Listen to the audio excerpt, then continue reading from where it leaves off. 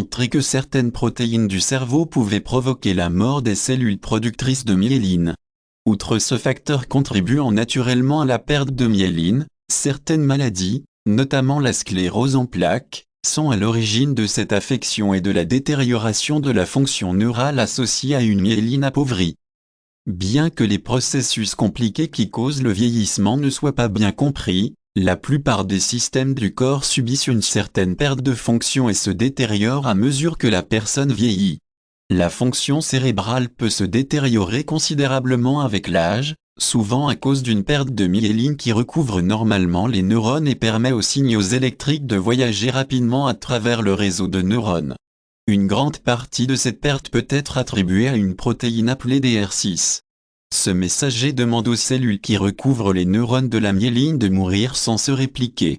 Lorsque le cerveau a moins de cellules, il est incapable de recouvrir ses neurones de myéline et de nombreuses connexions neuronales commencent à échouer.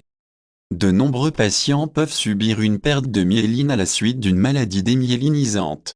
Il existe un certain nombre de ces maladies, notamment la sclérose en plaques, qui est la plus connue et la plus répandue.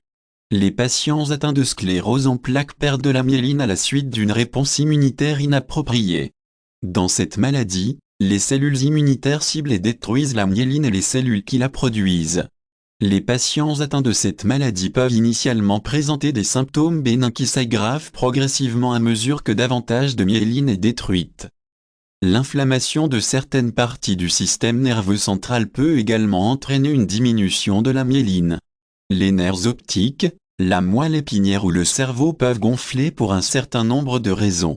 Lorsque les nerfs gonflent, le revêtement de myéline peut être endommagé.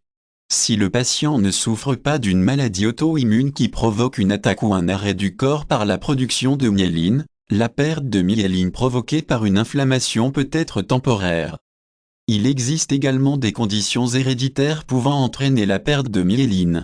L'adrénoleucodystrophie et le syndrome étroitement apparenté, l'adrénomyélonévrite, sont des affections qui empêchent une personne de décomposer certains types d'acides gras. Ces conditions sont liées à un gène défectueux sur le chromosome X et affectent plus souvent les hommes que les femmes. La perte de myéline causée par ces maladies est grave et irréversible, bien qu'il existe des moyens de gérer ces affections par le biais d'un régime alimentaire.